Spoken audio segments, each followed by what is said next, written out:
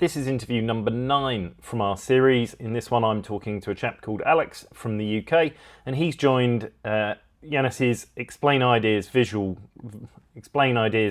course. I want you to listen through this and use a four forces diagram, and then I want you to compare it against the last 2 that we did beforehand. So the interview with Jacky and the interview with Aditi.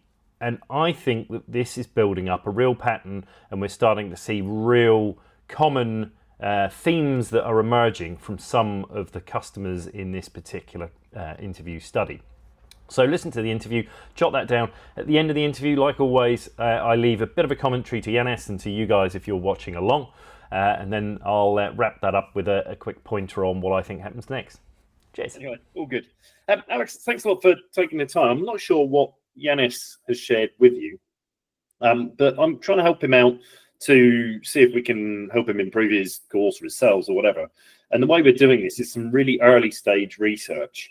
And what we're interested in is the language that people use to describe, like realizing that they might want to join a course in something, going shopping for courses if that happened, deciding to buy it, and then your experience using the course itself. So the good news here is it's your story in your own words, so you can't get anything wrong. And if you don't remember anything, then don't worry, just say pass. No need to make it up. Okay, yeah. The bad news, though, is that where it's about language, I'll apologise up front because I'll probably interrupt, and it's not because I want to be rude. It's just if you use a word or a phrase, I've just got to make sure I understand what it means to you rather than maybe how I use it. So sorry if I step in, but it's only to make sure I'm following along. And you kind of think about this, like imagine we're shooting like Netflix documentary series of his customers. So this will be your episode, and I might have some weird questions, like imagine I'm following you around with a camcorder, trying to shoot the scene, but hopefully it jogs your memory. Okay, yeah, sounds good. Sounds interesting. So, Alex, maybe can you kick off and just give me a bit of a background? So who are you? What's going on in the big picture in your life around the time that you've joined Yanis's course? When I first joined it, that was about a year ago, I would say. Okay. So I'm a lean manager professionally. So I teach lean methods, concepts. I do a lot of workshops. I facilitate workshops, and that involves a lot of teaching, and it involves a lot of visualizing. And I mean, I do a lot of visualizing in the sense of daily management meetings and other things like that. And I'm always very big on the concept of making it visual so people understand the same thing within the shortest period of time. Because when you're making something visual, when you're drawing it on a whiteboard, when you're drawing it on a flip chart, or even just a PowerPoint slide, people understand the concepts. Well, there's less misunderstanding. Very quickly, you can move forward on getting people on the same page if you are able to visualize it. And I was starting to post more on LinkedIn. At that period, I was doing a lot more text kind of posts, and I realized that, it wasn't really getting that much traction. And I was already trying to create some kind of visuals for myself. And that was more using like basic, I think, PowerPoint stuff, because I was doing that in my master's as well. And I was used to visualizing concepts using PowerPoint and simple kind of things. And then I came across Yanis's visuals and a whole bunch of other people's visuals as well, and I really liked the idea. And then I kind of shopped around. I looked a little bit, and I think Roberto Ferraro was someone that I'd noticed around in the LinkedIn world, and Yanis, of course, and PJ. And I noticed that PJ Milani also had a course, but that was kind of cohort based, and it was more expensive as well. Cohort. Oh, cohort. And time based. And at the time when I was looking into that course, I didn't really have that much time, or I had to take time from very odd times of the day. And so the self-paced idea of Yanis's was more fitting to me, so I could go through the course whenever I wanted. Awesome, thanks. So if I'm hearing right, so you're a lean manager, Mhm. and they're teaching this. Are you teaching other people lean methods, or are you managing a team with lean methods and teaching them whatever they need to know?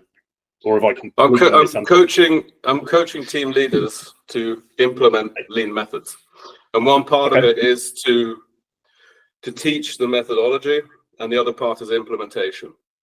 And so the teaching part has a lot of visualization with it, where I'll draw on whiteboards or on flip charts, where I have some PowerPoints, and then the implementation is much more on the shop floor or in where they're actually implementing these concepts. Okay. Or creating the daily management structures on site, that kind of thing. Okay. How long have you been doing this for? 12 years now. 12 years. Okay, cool. Yeah. You mentioned that there was this sort of shift at some point to posting more on LinkedIn and doing text posts. When did that happen? That was when I was. That happened when I was doing my MBA in coaching, and I was learning a lot of new concepts, and I found them very interesting, and I just started to play around and experiment with actually, on the one hand, for me to learn the concepts better, writing articles about it and writing content, and because I found it interesting, and to kind of experiment with it, resonate with other people, and can I start to grow interest in some of the things I'm talking about here. Okay. So if I'm hearing you right, this is you're doing an MBA in coaching. When did you do the MBA in coaching? I finished it already. Oh, okay. So I started that in 2020, and that was 3 years. Okay. So I started posting kind of, I don't know, shortly before the end of the MBA in 2022 or something like that. Yeah. Okay. And if I'm hearing you right, then this is you know, you're normally the coach, and now you're back being coached, and you're learning new concepts that you find interesting. Yeah. So the desire then was to share those with others, or it was to help you learn it by putting it in your own work? Both. Okay. So in the one sense, it was to make it more concrete in my mind, because writing about it and distilling it makes you go through that learning process, because you're then trying to teach it to someone else in simpler words, in your own words. So that was one element, but I also kind of have this vision of, at one point, being not dependent on the corporate salary and moving out to doing my own thing. And so I started playing around with what concepts do people find interesting and what resonates with people on social media. So that was the two aspects for me, to learn and to see what kind of resonates. Okay, cool. So this is kind of, you're pushing out there. You start off doing it to try and help you learn by simplifying this and pushing it out. But then also it's kind of almost an insurance policy for the future. If I go and do this and I can build an audience, and maybe I can, I don't always have to work for the man. I can make it work for myself. Yeah, exactly. And it also, I think part of the motivation is, or still is, that I'm learning skills of distilling information. I'm learning skills of visualizing, and this all helps me in both paths. It also helps me in my day job, or my corporate job, where I find it easier now to get out the whiteboard and quickly visualize a concept, whereas I would have to practice that more in advance in the past. Like I can do it more off the fly because of these skills that I've been developing through posting, through Yanis's course, through trying to visualize things. Got it. So it's not just building that kind of future ready state where maybe I could go and branch out on my own. It's also defending the current and being better at my day job. Exactly. Yeah. This is cool. And I've always had this dream of being able to visualize really on the fly. And I've noticed that sometimes I'm successful in doing that when I facilitate discussions, and it can get heated. And I've noticed the power of when you're able to just, okay, whip out the flip chart and start visualizing what the person is trying to say and then what the other party is saying, you arrive much faster at a kind of consensus, or yeah, okay, now I understand what the other guy is trying to say. And yeah, initially that was a lot with just writing out the text. That's how it kind of starts. And now I can put in more simple visuals. And the better I get at it, at doing it at the fly and in a live situation, the better I can facilitate my workshops or the discussions or the, yeah. Yeah, okay, this is cool. And I think you said you'd always had this dream of being able to visualize things on the fly. Yeah. Can you tell me about that? Like when did you first sort of wake up and dream of this? Like where's this one come from? I think that more comes from just facilitating workshops and noticing how other people were able to visualize on flip charts or on whiteboards, and just seeing how it changes the dynamic of the discussion and it neutralizes the emotions when people feel understood. And some people could do it really well, and I think this was a long time ago, but I have a timeline behind me visualizing certain things I went through because I'm working on a project at the moment, so it kind of helps now. When was it? Yeah, I think that was when I first kind of started in this lean journey in 2013 or something, 2014. So it's a long time ago. I just saw glimpses of people who did that really well. Yeah. But I also knew that it's a very long path to be able to do that, because on the one hand, you need to adopt the drawing skills. They can be very basic, because symbols can be very basic to symbolize what someone is saying. And on the other hand, it's more the thinking. How can you get from what the person is saying to a simple visual to illustrate that is commonly understood? So that's been my dream for more than 10 years, and I've been slowly working at getting better at it. Okay, cool. So this isn't something that you woke up one morning and suddenly joined a course. You've been, ever since you've been in the lean journey, it's saying some people have this skill. Like you can see that this, I think you said, diffuses or neutralizes emotions more effectively, and that if you could do this on the fly, what does that do for you? Like, why is it important to be able to do that? It's important. I think that goes back to my purpose behind being a lean manager or being in this position.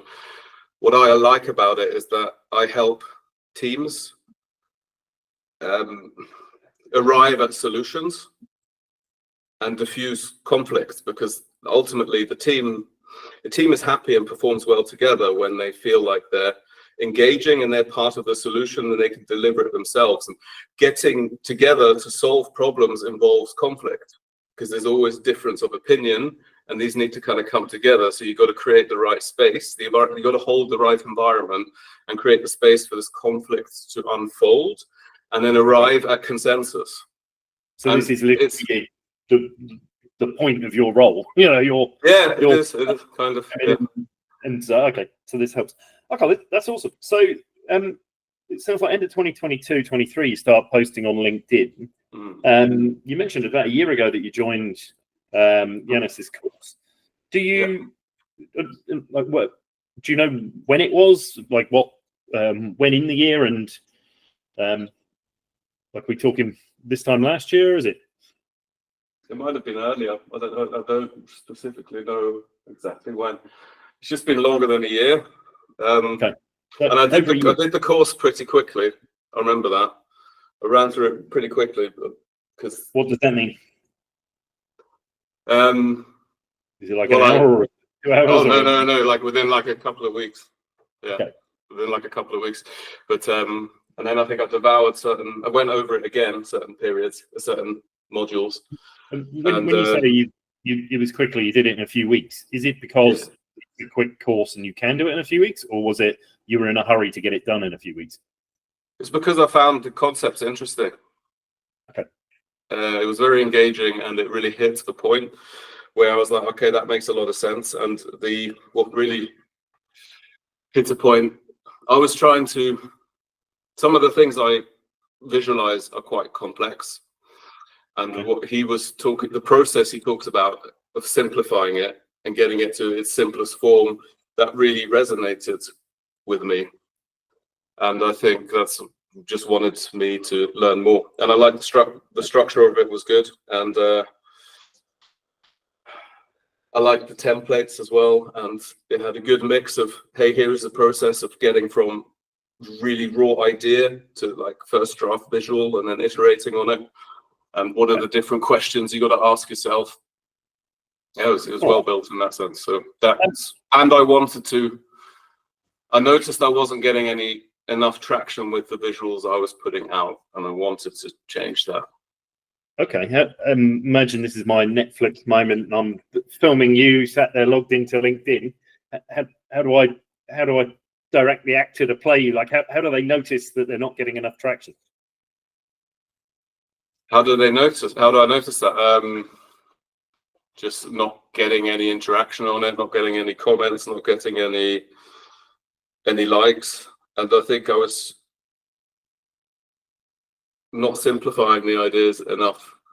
I was communicating very complex things on an academic kind of level, rather than trying to get it to the core of its point.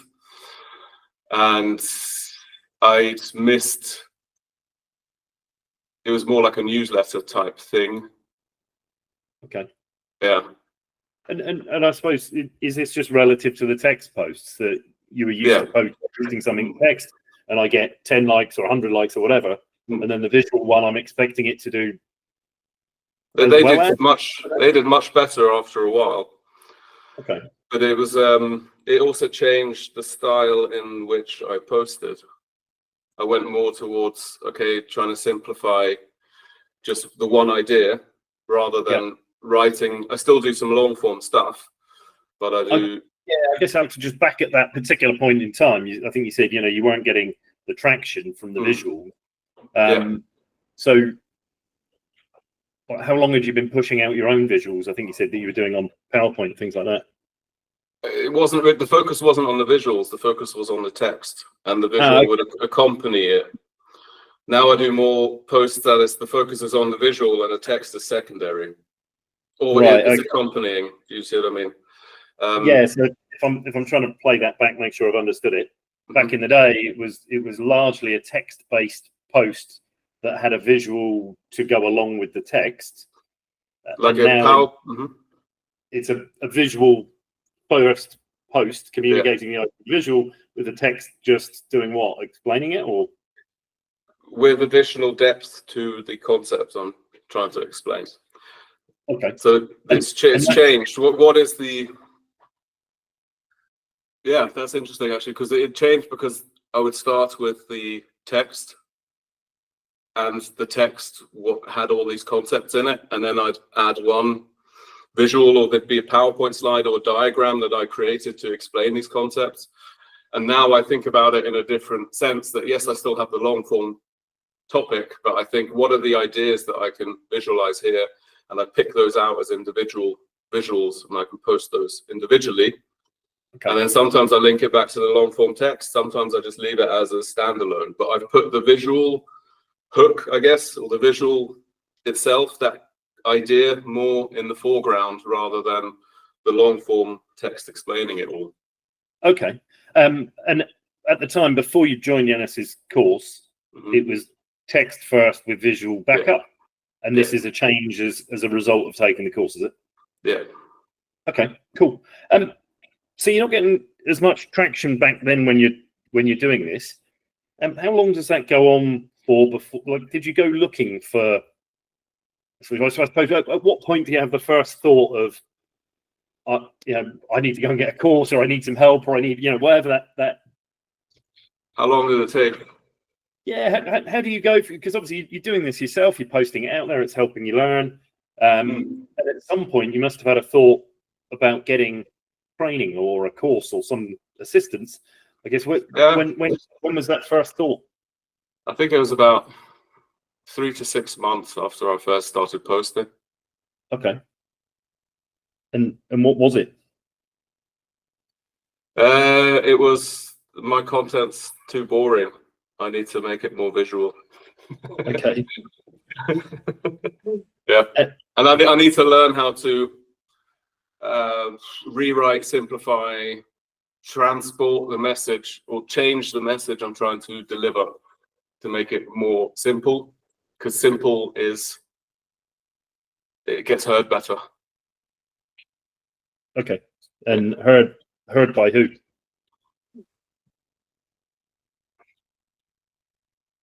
Potential, I don't know, potential clients. Okay. Even though I'm not at that stage of acquiring clients or anything, but a potential, yeah, people who might be interested. Okay. So it's in the concepts I'm talking about. Yeah. Yeah, you're not necessarily out trying to hook a new client or anything like that. You're just trying to make sure that, was it like sort of planting seeds or something? Yes, it's planting seeds, seeing what, because I find many things interesting, particularly in the personal development, coaching, lean management kind of world. And I like to see what resonates and what people find interesting, and then also see what their take is on that as well. Okay. And what's so important about getting their take? Because that's when change in perspective happens. It's in a discussion with other people that ideas develop, and without feedback from other people, it's just your idea. And then when you start interacting with other people and other people's perspectives or views on what you've put out, that's when your ideas start to develop and really start to progress in a certain direction. Okay. And I guess, why do I want, like, what am I going to get from having developed my ideas? So I put my ideas out there, you contribute to it. It's helping me do what? Like I've developed the idea with what end state in mind? It depends on the idea, but I mean, if the excuse me, I think for me, it's, I'm developing a concept or an idea, and ultimately I'm then going to teach it to someone else, or I'm going to use it in one of my workshops, or I'm going to use it in a course that I'm facilitating. It's okay. Playing with the ideas. How is it being perceived, and what am I potentially missing? And then using that visual or that way of explaining it in my material, in my professional material. Is this kind of saving you having to develop things on the fly then? So if I go and develop them out in public and I can refine it there, then I can plug it into a workshop that I'm running, or have I missed? Yes, I do use that as well. So I have used visuals that I've created on social media to then plug it in, because I'm working on developing a course, and then I think, hey, this could be a cool visual. So then I try it out and realize, okay, that no one understood what I was trying to say with that. So I've got to refine it, or maybe simplify it, and then I do plug it back into the course. It does help me plug it back in, and I have used it then in certain situations, but the process of creating those visuals helps you get faster and better at, okay, here I could use a visual metaphor. You see what I mean? Because you start practicing making visual metaphors out of content or long form content, course material, other things. And through that, the more you do it, and I think if you do it over 100 times, 200 times, you're going to get better and better at it, and faster. Okay. Yeah. That's all. Thanks. So you said it was over a year ago you signed up to Yanis's course. Can you remember, what was it you bought, like in your own words? I bought his course to help explain ideas visually. Okay. Which had a teaching about the process of how to get from idea to visual and templates, and also explained the technology side, and also didn't require any kind of design skills. Okay. That was important. Yeah. What Drawing was so skills, important? design skills. Yeah. What was so important about that? Because I don't really have drawing skills, design skills. Okay. Like if you see my flip charts, they're yeah, they don't look that.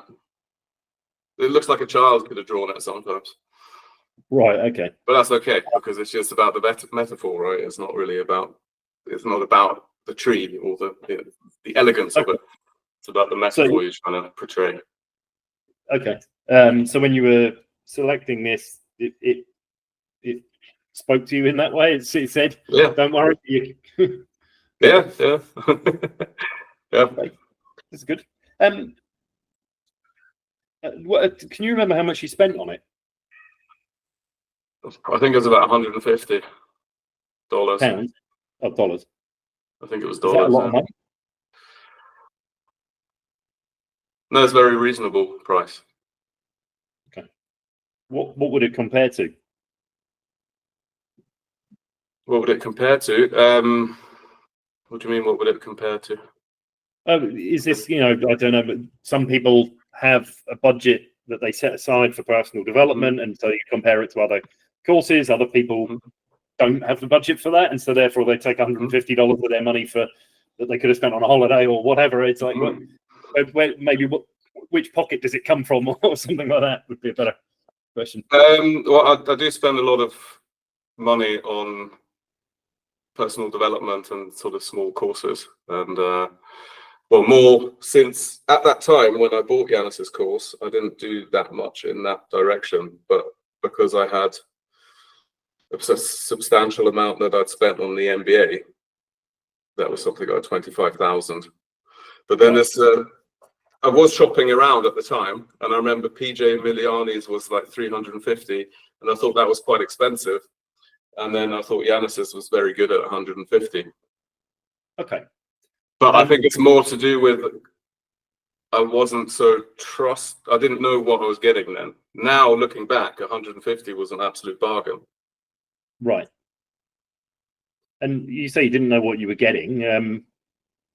Obviously, you knew enough to make a decision. What did you think you were getting at the time? I thought I was just getting a basic course, and I think what surprised me,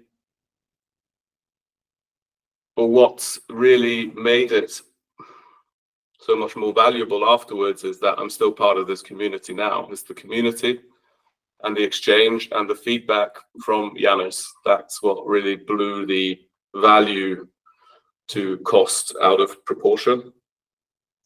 Okay. You know what I mean? Like, he really over-delivered on the community and those feedbacks that he gives when you post in that community.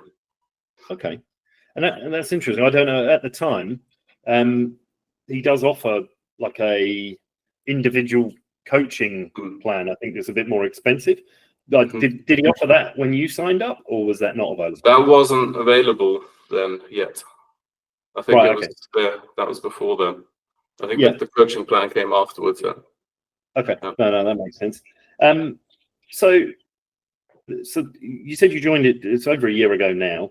But you did actually go shopping. So what happened that, like, how did you move from thinking my content's too boring to starting to look for, like, again, imagine I'm doing my following you around with a camcorder at that time. And like, what does this happen during work hours? Does this happen at home? Like, you on the train? Like, where are we when we realize this, and what triggers you to go looking for a solution to it? This would have been outside of work hours, usually in the morning or in the evenings. In the evenings, I spent more time back then. Now I do more in the mornings. I think it was just being on social media and seeing the posts that A, I find interesting, and B, also got a lot of traction, and the style. and I was following mainly Roberto, PJ, and Yanis. And Okay. I wasn't big on Instagram back then. I was mainly on LinkedIn. So I was just seeing those, and then it involved clicking on their websites. So I'd go and I'd see, okay, he has a course, or then I think I was on Roberto's website. I'd go and click through, and I saw that he just started offering kind of coaching, but that was more on general kind of coaching process, not really to do with visuals.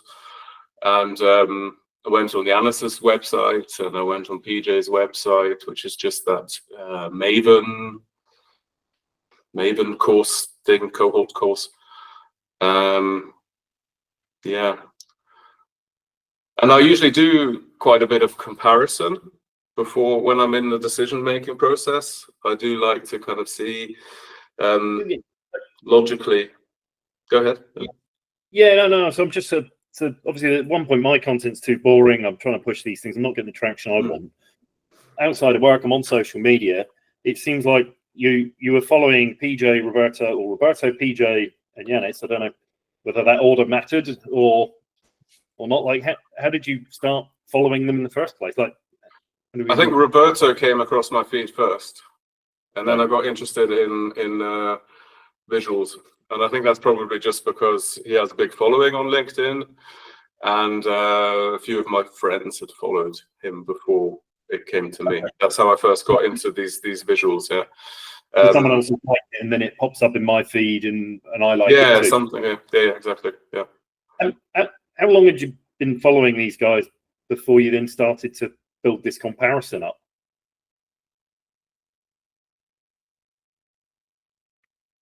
Hard to say. Maybe not that long. 2-3 months, maybe. Okay. I tried actually thinking about it. I tried some of the styles that Roberto had, or tried to learn or imitate certain concepts that he had, and I did try.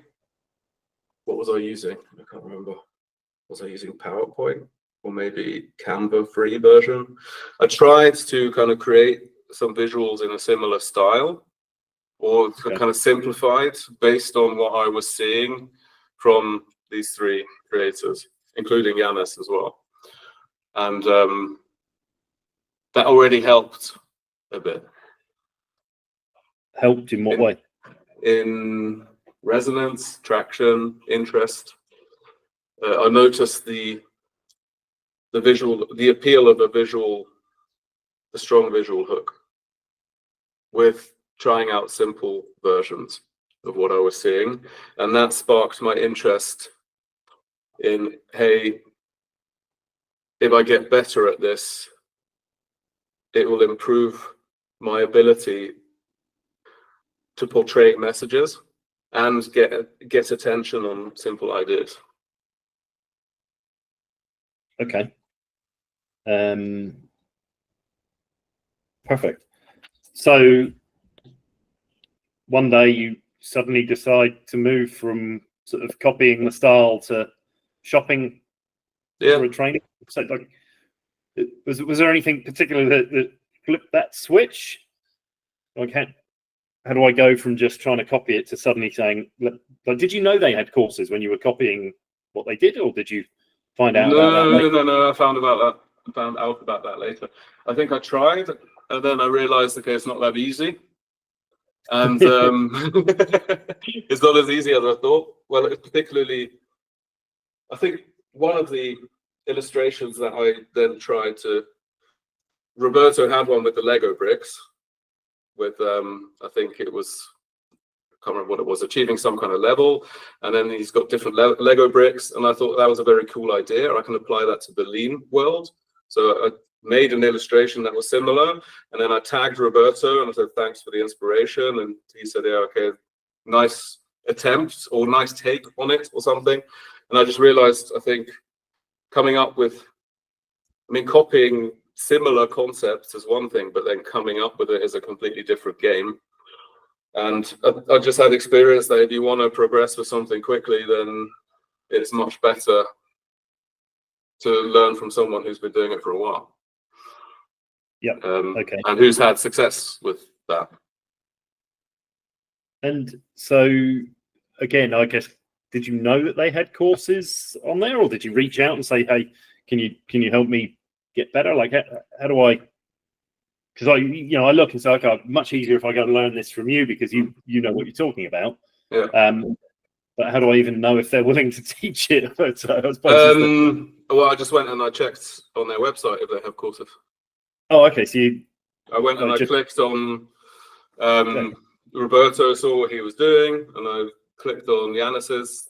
I think it's just the link in the profile, or it might have even been the Ozo Arts link. I can't remember whether I probably went on the ozo.art as well. But just exploring their profiles and clicking on the links and see, okay, what do they offer and how does it look like? And yeah, I didn't DM them or anything like that. No, okay. But it sounds like you did actually, like, this wasn't impulsive of, I've seen it, they offer it, I want that, I'll have it. You went and actually looked through sequentially each of their page and offering. Yeah.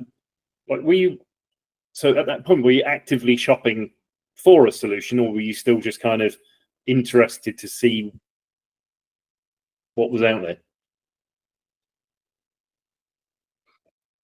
I think I was actively shopping for a solution, yeah. And if the right one would pop up, then I would go for it. Okay. Yeah. And it sounds like, so Roberto's, he was number one in terms of who you were following, and you copied his stuff to begin with, but you rejected his course first. Well, he doesn't really have a visual course. Oh, okay. He's teaching something different, is he? Yeah, I think he has a general coaching offer. He coaches in terms of you have a problem and you come to him and then you define a solution together. It's more kind of a general coaching thing rather than a specific, hey, I'm going to teach you how to make visualizing. Got it. And I was really looking for someone to help me, to teach me how can I get better at visualizing ideas. Yeah. Okay. I was very specifically looking for that and not for a general kind of coach. Okay, that makes sense.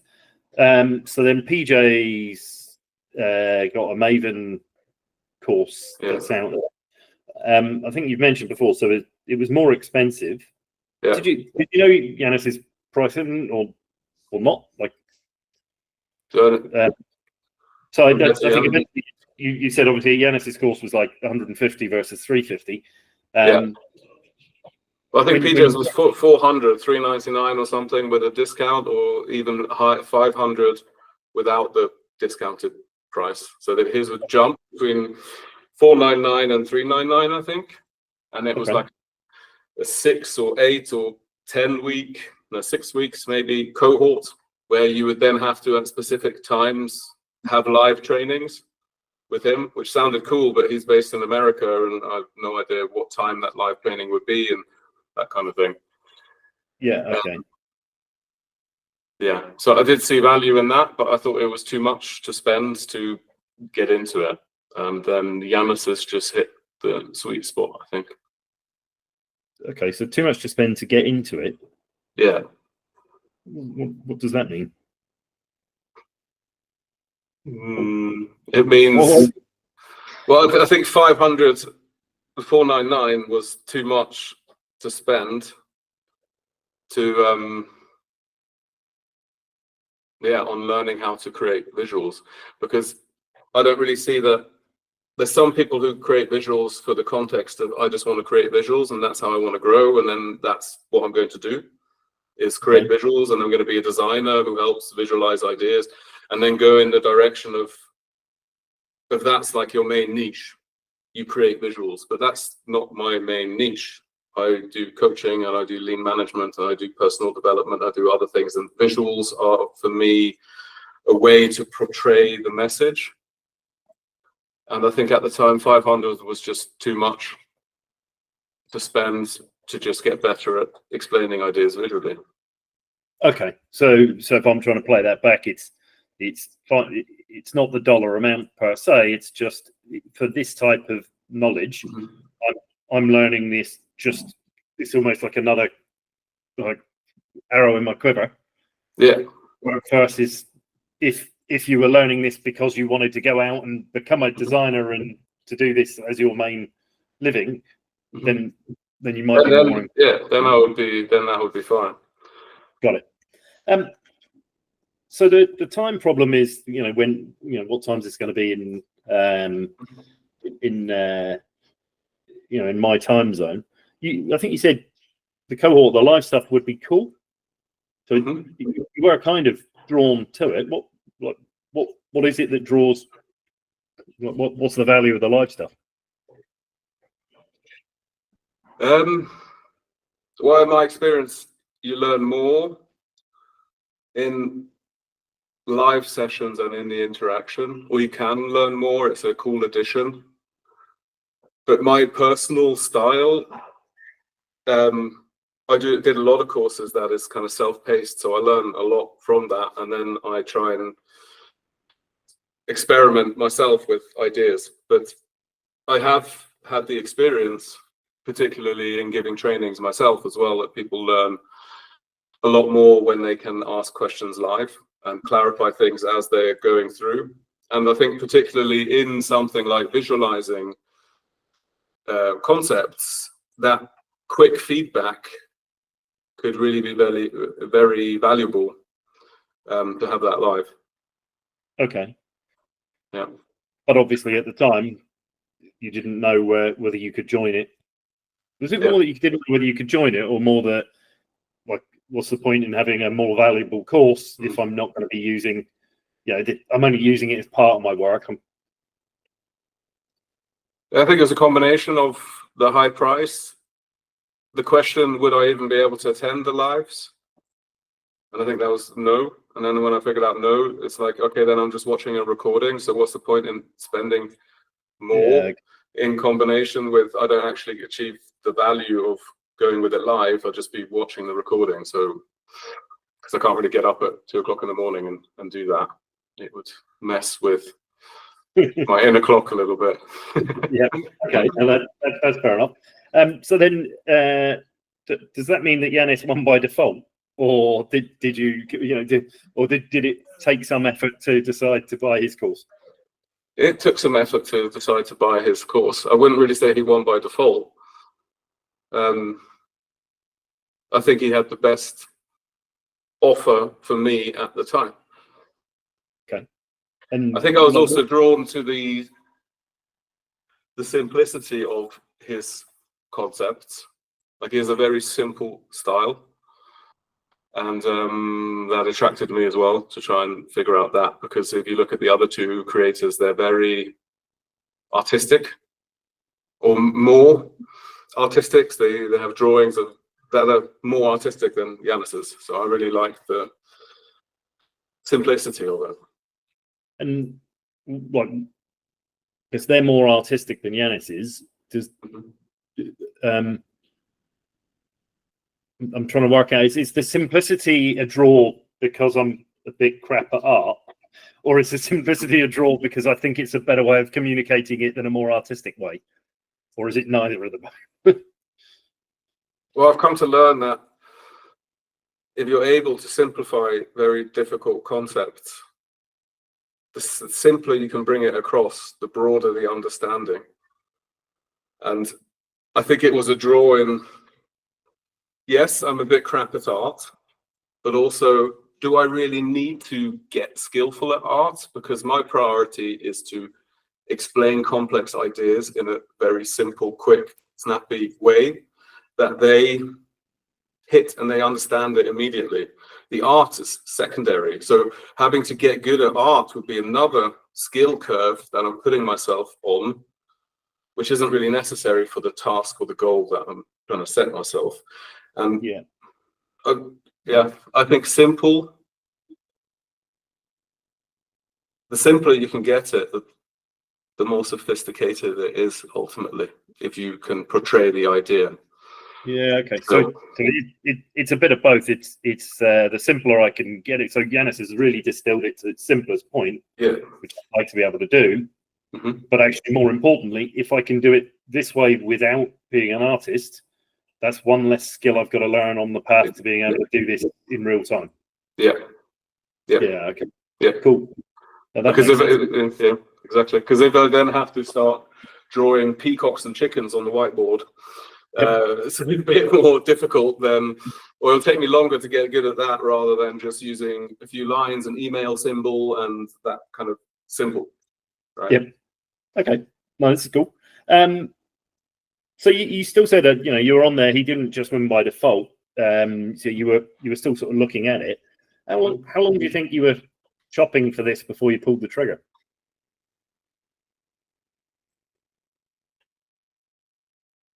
Maybe about a month. Okay. I think that's due to the time constraints that I had. Kind of scrolling in the evenings and checking out different things. I think I might have looked at Juhan chins as well, but I'm not sure whether that was after I bought Yanis's already or before. It might have been at the same time, and I think he was at a similar price point. Okay. But I went with Yanis's. Okay. Was there something like you spent a month doing this? Like what is it that triggers you to suddenly get your credit card out and pay? What is it that triggers me?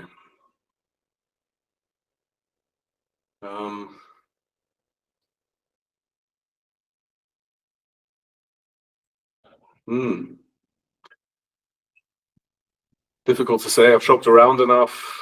I've weighed the pros and cons in my head. Okay, this one would be more expensive, but it has that. And then I think it's a decision in my head, like, okay, it's $150. Worst case, if it's crap, then it's only 150. And then, okay, you know what? I'll just do it. Pick something like that. Yeah. No, fair enough. And I guess so. You sort of shopping around for this for about a month, and then you finally pulled. It's like I've done enough shopping around now. Yeah. Time to jump. What? I guess it's what. Yeah. Why then? Was there something going on in your work or whatever? The posting schedule that suddenly made it.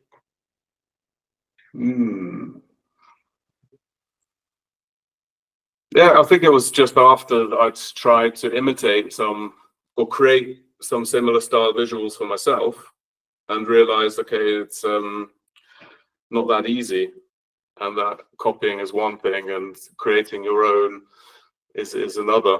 I think that was the trigger for getting closer and closer to pulling the trigger. Got it. And the other thing you said, $150 is your worst case, but $500 is too much. So you signed up, that's still a third of the amount roughly, but were you worried about anything when you signed up for his course? Not really. I mean, I just had experiences in the past where I'd spent, I don't know, $100 on a course. I mean, it's like, okay, well, wasn't really that worth it.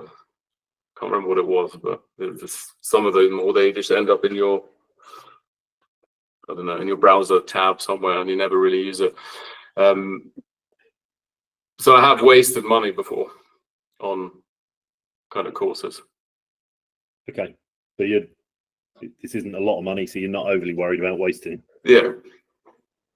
Okay. I think $150 is really very reasonable to try and learn a new skill. Okay, and I guess back then you're not worried about anything, but you finally pull the trigger after a month of searching. What were you hoping for? What was I hoping for? Something that would have helped me create my own visuals, original ones, and help me distill ideas more easily. And actually in the execution of it as well. So not having to use PowerPoint to actually learn the skills of how to do it in using a software or a tool. I was hoping for that as well. Okay. Any particular tool, or just? I really didn't care what tool. Like I didn't know the difference between Figma and Illustrator or whatever. I just wanted a tool that would enable me to do it easily, cheaply, and in the way that I want. I think the PowerPoint had a lot of limitations. As the Canva, I think Canva free thing I was using it. Okay, so it's less that I've got a particular chosen tool and I'm also hoping Yanis is going to teach me it. It's more, I know I don't want to use Canva and PowerPoint because they're limited. I think it was specifically because Yanis advertised in the description, specifically mentioned he'll teach you how to do it in Figma, and he's got templates. Okay. That was a very big selling point for me, because that ticked off that it's got the execution covered as well. It's not just the, oh, here's a checklist, go through it, and then the execution is up to you. He said specifically, I can teach you how to do it in Figma. Figma is free, and I've got some templates to help you get started, something like that. Okay, cool. Would you recommend this to other people? Absolutely. Have you? Have I? Yeah. I have not, no. Okay. But no one specifically asked me. I think if someone were to, if someone were to ask me, I would definitely recommend it. And what, like, if you were sort of saying whatever the recommendation is, what would you be telling them? I believe I have actually commented on one of Yanis's posts about his community, and I did say that I highly recommend it. And what I said was that I think particularly with the community, you get much more than you paid for. Okay. Awesome. There's a lot of value delivered. And is that something you're actively using then, the community? Yeah, I would say off and on, but I would say once a week I'm in there doing something, either posting on the engage thing tab, or at the beginning particularly I was using it a lot more regularly because of the get feedback section, but I use that less. That section is the one where you can post in your visual, and then Yanis once a week or once every 2 weeks he runs through and records a loom and gives you feedback of the visual illustration that you've created. So I was using that a lot at the beginning when I was trying to learn. What's the value of that? Why are you using that feedback channel so actively? Because I was really trying to learn. So I got the theory from the course. Hey, this is how you can follow this kind of checklist, and ask yourself these questions to get from idea to draft. And then I was using the course to try and figure out, get feedback from him, but also others would give feedback of is the message I'm portraying the one I want to?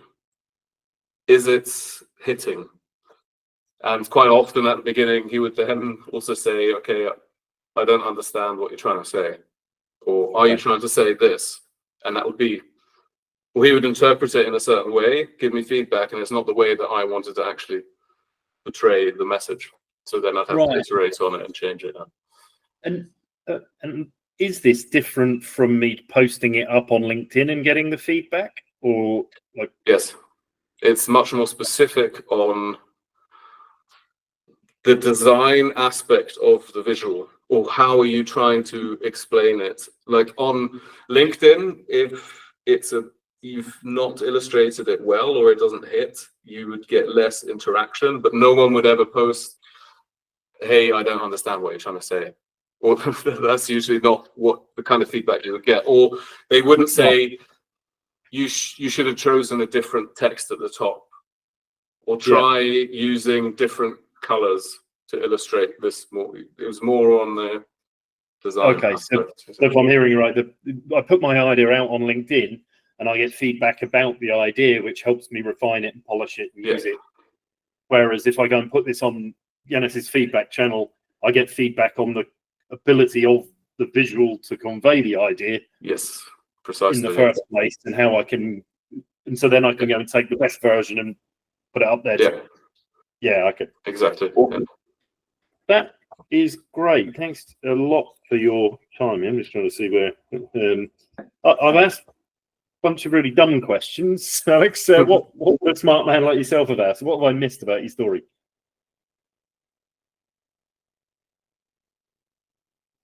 In what context? I'm not quite sure what you mean.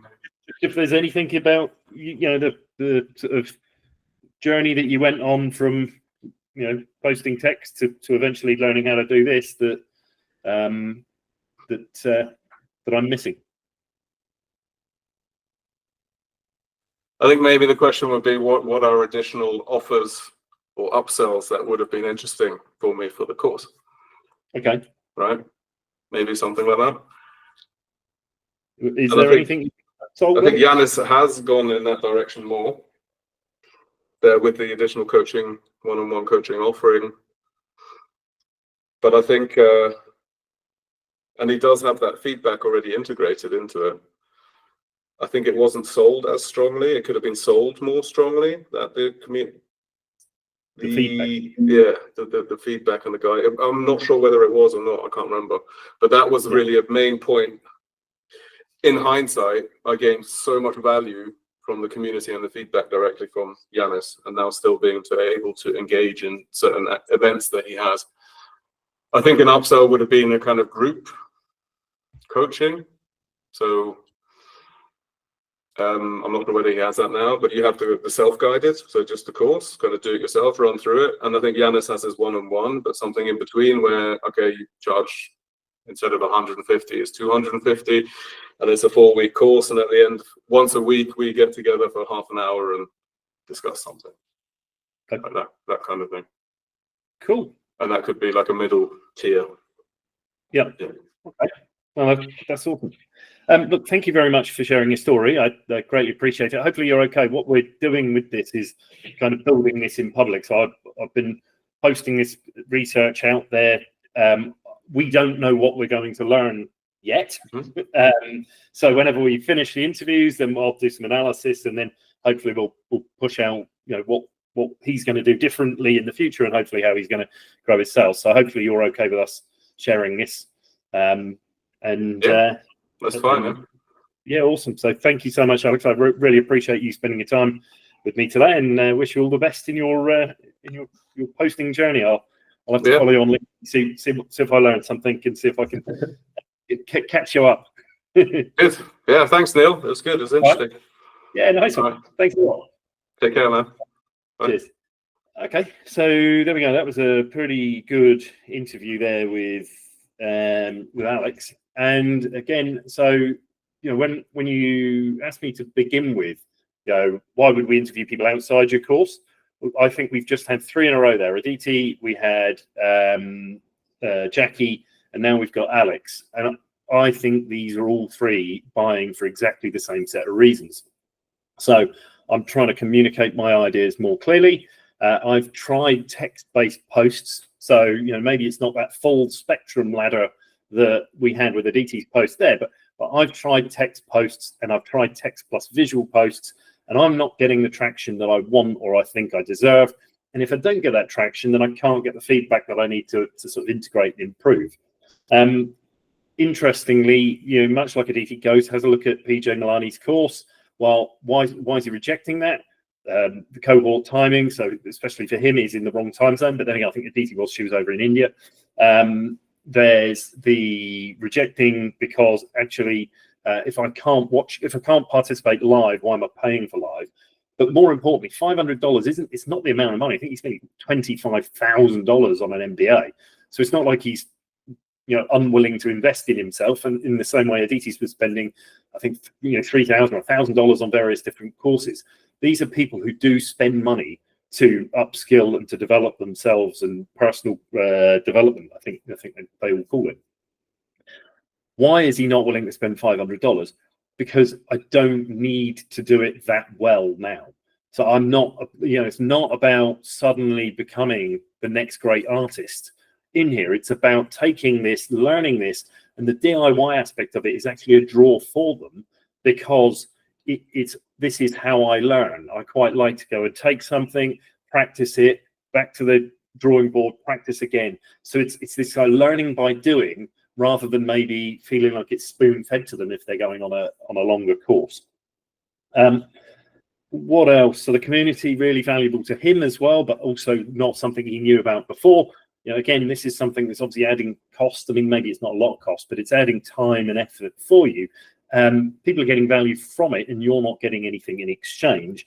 So I'm sort of trying to think through that, and I'd almost blank your mind of Alex's recommendation. So he's talking about the coaching. That's all speculation of all. I might have bought this. He didn't. He wasn't at that point in time when he joined. He didn't want to spend more to go and get the extra help, because, as he said, I don't need to go and get good at this now. I'm just trying to do something simple. Where did I put that note? Yeah. Here we are. Too much to spend. Yes, so too much to spend to get into it. And I think Aditi said something similar. She was dipping her toe in the pond, not going swimming. So people who are at the start here, they're just trying to get a bit of help. They're not going to want to spend that full money, and so therefore, all of the upsell stuff, you might upsell them once they're in and they've dipped their toe in the water, but you're not going to upsell them at the outset, if you ask me. A few other good parallels that I saw there. He tried copying the style and posting something. I think he talked about Roberto, some Lego image. He's tried it himself. So I'm going to try and mimic. And there was another one in there, another classic statement I think we've had in a few of these.